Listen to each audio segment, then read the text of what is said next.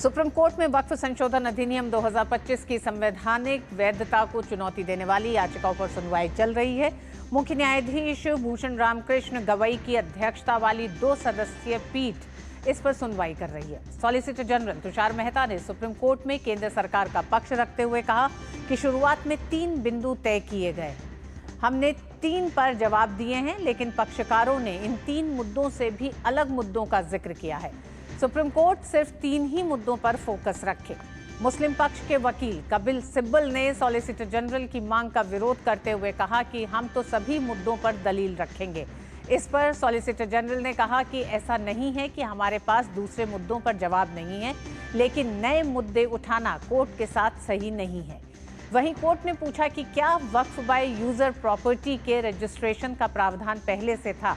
इस पर कपिल सिब्बल ने कहा कि वक्फ बाय यूजर प्रॉपर्टी के रजिस्ट्रेशन की जरूरत कानून में पहले से थी, पर पहले ऐसा नहीं था कि रजिस्ट्रेशन न होने पर उसका वक्फ प्रॉपर्टी का स्टेटस खत्म हो जाएगा।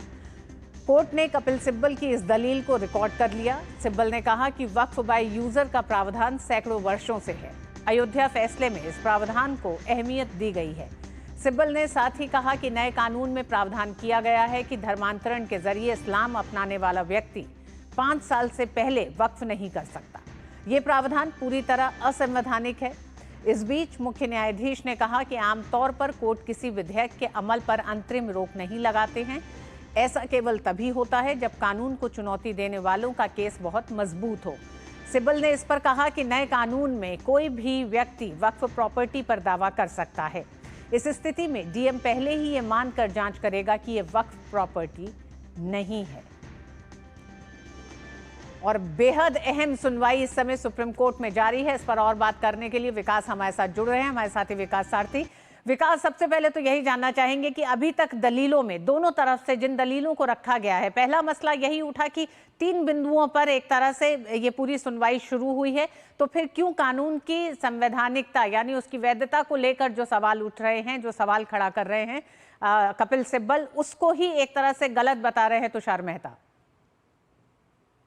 बिल्कुल, देखिए, सॉलिसिटर जनरल ने ये कहा कि ऐसा नहीं है कि हमारे पास बाकी मुद्दों पर कहने के लिए जवाब नहीं है, लेकिन ये फेयर नहीं है कोर्ट के प्रति जो याचिकाकर्ता का रवैया, क्योंकि पहले उन्होंने केवल 3 मुद्दों को उठाया था। केंद्र ने उन 3 मुद्दों पर अपनी मुख्यतः बात रखी। हालांकि अब जो कपिल सिब्बल ने बहस की है सुबह से लेकर के अब तक, उसमें लगभग उन्होंने सभी पहलुओं पर अपना सवाल खड़ा कर दिया है कि आखिर इन प्रावधानों से कैसे जो वक्फ की जो स्वायत्तता है वो मेंटेन रह सकती है वक्फ बोर्ड की। और अभी ऋतु, एक बात और भी महत्वपूर्ण यह है कि अब अभी तक जो सुनवाई चल रही है ये एक अंतरिम आदेश के लिए यानी एक अंतरिम राहत के लिए चल रही है। मुख्य जो इस पर बहस होगी वो तो बाद में होगी जब सुप्रीम कोर्ट इसकी मेरिट्स पर विस्तार से सुनवाई करेगा। लेकिन आप देखें कि अंतरिम आदेश को लेकर के ही दोनों पक्ष अपनी अपनी बातों को पुरजोर तरीके से मजबूती के साथ रखने की कोशिश यहां पर कर रहे हैं, ताकि अंतरिम राहत में उनके फेवर में कोर्ट किसी तरह का ऑर्डर दे दे। सीजीआई का एक ऑब्जर्वेशन बहुत महत्वपूर्ण था कि कोर्ट ये प्रिज्यूम करके चलता है, ये मान के चलता है कि कोई एक्ट पार्लियामेंट से आया है तो वो संवैधानिक ही होगा। इसके विपरीत साबित करने के लिए बहुत मजबूत तथ्य, बहुत मजबूत दलीलें रखनी होंगी सुप्रीम कोर्ट के सामने याचिकाकर्ताओं को। कपिल सिब्बल इसी की अभी कोशिश कर रहे हैं और वो लगातार उन प्रावधानों को गिना रहे हैं जिनको लेकर के काफी समय से आप जानते हैं कि विवाद चल रहा है। खासतौर से वक्फ बाय यूज का जो मामला है उसको लेकर के कपिल सिब्बल ने कहा है कि वक्फ बाय यूज का तो कोई रिकॉर्ड पुराना इस तरह का उपलब्ध भी नहीं होता है ज्यादातर मामलों में। ऐसे में वक्फ की ये सारी प्रॉपर्टी पर अगर कोई तीसरा व्यक्ति जिसका दावा नहीं है वो भी दावा कर देता है तो इसको विवादित प्रॉपर्टी मान करके जांच शुरू होगी। और ये पहले ही मान लिया जाएगा, जांच के अंतिम निष्कर्ष से पहले ही मान लिया जाएगा कि ये वक्फ की प्रॉपर्टी नहीं है। तो इस तरह के प्रावधान उनके हितों की अनदेखी करते हैं। अभी उम्मीद यह है कि लंच के बाद 2 बजे से दोबारा इस पर आर्ग्यूमेंट लगातार चलता रहेगा। और क्योंकि जैसा हमने सुबह की सुनवाई में देखा कि मुद्दे बढ़ गए हैं, तो मुमकिन है कि कोर्ट अगर आज ही ऑर्डर रिजर्व करता है सुनवाई के बाद, तो दोनों पक्षों को यह विकल्प भी देगा कि आप अपनी लिखित दलीलें भी कोर्ट को दे सकते हैं।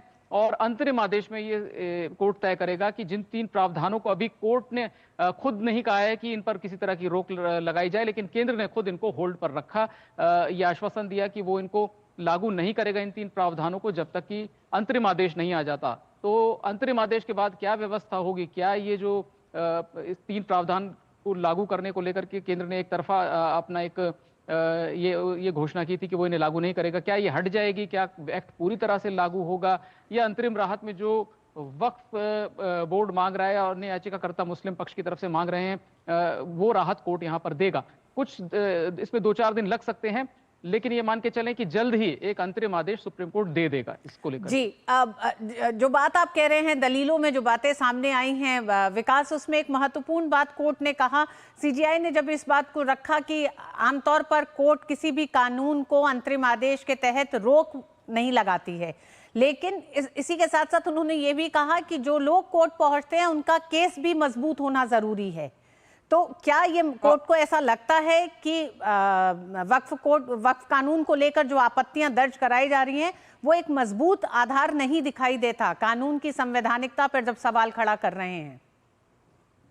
देखिए, क्योंकि अभी तो याचिकाकर्ता ही अपनी बातें रख रहे हैं, इसके बाद केंद्र अपनी बात रखेगी और तब हमको पता चलेगा कि कोर्ट का रुख किस तरफ दिखता है। हालांकि कोर्ट कई बार ऑब्जर्वेशन कुछ अलग देता है, लेकिन उसका निष्कर्ष कुछ और होता है। तो सुनवाई में अभी वक्त बाकी है ऋतु, कम से कम 2-2.5 घंटे अभी सुनवाई और चलेगी और केंद्र की जब दलीलें रखी जाएंगी, क्योंकि अभी हम एक तरफा जो याचिकाकर्ता की दलीलें हैं वो सुन रहे हैं कि इन चीजों को हटाया गया। जब केंद्र ने अपना हलफनामा रखा था तो उसमें ये कहा गया था कि जो अभी तक एक ऑटोनॉमी है वक्फ बोर्ड्स के पास या स्टेट वक्फ काउंसिल्स के पास, वो उसका दुरुपयोग भी करते रहे हैं। प्रॉपर्टीज सही तरह से रिपोर्ट नहीं होती, उनसे जो आय होती है वक्फ बोर्ड्स को, उसका ठीक तरीके से खुलासा नहीं होता। तो उनका ये भी कहना है कि वक्फ बोर्ड्स जो हैं उनमें करप्शन है, प्रॉपर्टीज वो ठीक तरह से मैनेज या तो नहीं कर रहे हैं या कहीं पर उसके बारे में जानकारी पूरी तरह से सार्वजनिक नहीं की जा रही है। तो इसका नुकसान सीधे सीधे उन लोगों को है जो वक्फ को अपनी प्रॉपर्टीज दान देते हैं कि वो किसी रिलीजियस कामकाज में उसका इस्तेमाल होगा, समुदाय के लिए उसका इस्तेमाल होगा। तो एक पारदर्शिता का अभाव है। अब ये दलीलें केंद्र की तरफ से जब रखी जाएंगी तो हमें देखना होगा कि कोर्ट का क्या रुख रहता है, क्योंकि 2 बातें प्रमुखता से केंद्र ने उठाई। पहला, जमीन पर कब्जा करना, बहुत सारी जमीन पर जिसमें कि सरकारी जमीन भी शामिल है, उन पर कब्जा करने की घटनाएं हैं। और इसके अलावा वक्फ जो प्रॉपर्टीज का मेंटेनेंस करता है वो एक तो ठीक नहीं है और उनके रिकॉर्ड पूरी तरह से क्लियर नहीं है कि किस प्रॉपर्टी से कितनी आमदनी हो रही है और उसका कितना हिस्सा समुदाय के भले के लिए या उनकी भलाई के लिए खर्च किया गया। तो इन सभी विषयों पर अब केंद्र अपनी दलीलें रखेगा। 2 बजे से लेकर के उम्मीद है कि 2-2.5 घंटे इसके बाद और बहस चलेगी और इस दौरान हमें सेंटर की आर्ग्यूमेंट्स और स्पष्ट तरीके से सुनने को मिलेंगे और पता चलेगा कि कोर्ट का इन बातों पर क्या ऑब्जर्वेशन रहता है। विकास, एक मसला और, जहां वक्फ बोर्ड में गैर मुसलमान सदस्यों को शामिल करने की बात है, इस पर भी कपिल सिब्बल का कहना है कि पिछली जो व्यवस्था से उससे अलग 7 अब गैर मुस्लिम सदस्यों को शामिल किया जाएगा। पिछली बार हमने देखा था अंतरिम आदेश देने से पहले भी कोर्ट ने एक तरह की कुछ आपत्तियों या कुछ ऑब्जर्वेशंस अपने रखे थे। ऐसे में आज जब कपिल सिब्बल इस दलील को रख रहे हैं तो उनका क्या कहना है, कोर्ट का क्या रुख है, अभी तक क्या कुछ सामने आया है? बिल्कुल, देखिए, कोर्ट में जब कपिल सिब्बल ने दलील रखी कि 7 लोग नॉन मुस्लिम होंगे तो इस पर बेंच की तरफ से ये भी बात आई कि आप ये कैसे कह सकते हैं कि सारे नॉन मुस्लिम होंगे। कुल बात यह है कि ये मनोनीत सदस्य होंगे, तो उसमें मुस्लिम भी हो सकते हैं, गैर मुस्लिम भी हो सकते हैं। लेकिन कुल मिलाकर बात यहाँ पर ये थी कपिल सिब्बल की ओर से कि अब से पहले वक्फ बोर्ड के जो सदस्य होते थे वो एक चुनाव की प्रक्रिया से होकर आते थे, लेकिन अब ये सारे जो सदस्य हैं ये अधिसंख्यक मनोनीत हैं और ऐसे में जब 7 ऐसे मेंबर्स हैं जो नॉमिनेटेड होंगे तो उनके गैर मुस्लिम होने की भी पूरी संभावना है। एक यहाँ पर विषय और है कि केंद्र का ये कहना है कि वक्फ करने की जो प्रक्रिया है वो एक रिलीजियस रिचुअल आप कह सकते हैं, वो एक प्रथा है रिलीजियस कि एक बार वक्फ कर दिया गया तो वो आपका धार्मिक अधिकार था, लेकिन जैसे इसमें प्रॉपर्टी इन्वॉल्व होती है तभी ये पूरी एक्सरसाइज यानी मैनेजमेंट का जो पूरा मामला है वो एक सेक्युलर एक्सरसाइज है। वक्फ घोषित करना, वक्फ बनाना किसी प्रॉपर्टीज को, वो आपका रिलीजियस राइट है पूरी तरह से, इसमें कोई विवाद की बात नहीं है। लेकिन मैनेजमेंट कैसे रखा जाएगा इन प्रॉपर्टीज का, वो कैसे टैक्स होंगी, उनको कितना कमाई हो रही है, उस पैसे को कहाँ खर्च किया जा रहा है, ये सब केवल इसको ये कह देना कि एक रिलीजियस एक्टिविटी है, इसका केंद्र ने एक तरीके से विरोध किया और ये कहा है कि एक सेक्युलर एक्टिविटी है, इसीलिए मनोनीत सदस्य इसमें रखे गए हैं ताकि ज्यादा पारदर्शिता हो और ज्यादा जवाबदेही हो वक्फ बोर्ड की। जी विकास, किन दलीलों में कपिल सिब्बल को ये तुलना करनी पड़ी कि मंदिरों में चढ़ावा जिस तरह से चढ़ता है वो मस्जिदों में नहीं चढ़ता है, तो ये दलीलें क्यों आखिर वक्फ कानून पर बात करते हुए कपिल सिब्बल को रखनी पड़ रही हैं? देखिए, एक जो बहुत बड़ा फर्क है बाकी सारे मामलों में और वक्फ में कि कोई और प्रॉपर्टी जो होती है वो उसका चेंज संभव है, उसके उसके मालिकाना हक में कुछ बदलाव संभव है। लेकिन एक बात पत्थर की लकीर है कि अगर एक प्रॉपर्टी किसी ने वक्फ कर दी तो आप उसको दोबारा पलट नहीं सकते उस फैसले को। एक बार वक्फ हुआ तो वो आजीवन वक्फ रहेगा, उसमें किसी तरह का बदलाव नहीं किया जा सकता। इसीलिए जो भी इस तरह की इमूवेबल प्रॉपर्टीज वक्फ को दी जाती है तो उनका ये कहना है कि वो एक बार वक्फ की हो गई तो अब इसमें कोई किंतु परंतु नहीं है कि उसका मालिकाना हक बदला जाए या उसको किसी और को ट्रांसफर किया जाए।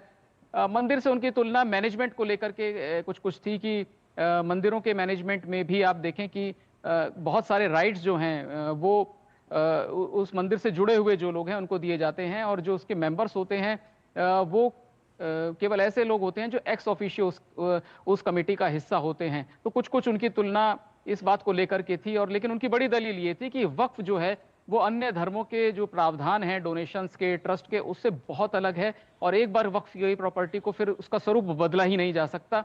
इसीलिए इसमें ये विकल्प दे देना, जैसे कि सबसे बड़ा विकल्प उन्होंने ये कहा कि एक इसमें प्रावधान है तो ये है कि अगर किसी प्रॉपर्टी को लेकर के कोई विवाद होता है तो उसकी जांच वहां के जिलाधिकारी करेंगे और जैसे ही उसको विवादित भूमि घोषित किया जाता है तो ये एज्यूम करके जांच शुरू होगी कि ये वक्फ की प्रॉपर्टी नहीं है। इसको लेकर के भी कपिल सिब्बल की अपनी आपत्ति है कि उनको पहले ही ये जब घोषित कर दिया जाएगा कि वक्फ की प्रॉपर्टी नहीं है तो जब 5-10 साल बाद उस मामले का निपटारा होगा तब तक उस प्रॉपर्टी का स्वरूप, मालिकाना हक पूरी तरह से बदल चुका होगा। तो ये उनके राइट्स को, उनके अधिकारों को बुरी तरह प्रभावित करेगा। लेकिन ये सारी दलीलें अभी जब केंद्र इन पर अपना जवाब देगा तो पता चलेगा कि ये प्रावधान क्यों रखे गए हैं, क्योंकि ये बिल ना केवल लोकसभा राज्यसभा में बड़ी व्यापक चर्चा के बाद पारित हुआ बल्कि ज्वाइंट कमेटी को भी गया था। लाखों की तादाद में इसमें आम लोगों के सुझाव भी मिले थे इस बिल में अमेंडमेंट्स लाते हुए। तो अपने पक्ष में केंद्र की क्या क्या दलीलें हैं कुछ घंटों में साफ हो जाए। जी, बहुत बहुत धन्यवाद विकास, अभी तक की पूरी जानकारी के लिए। दिलचस्प होगा 2 बजे के बाद जब सरकार इन तमाम मसलों पर अपना पक्ष रखेगी। वक्त एक छोटे से ब्रेक का है, ब्रेक के बाद खबरें और भी है, देखते रहिए DD।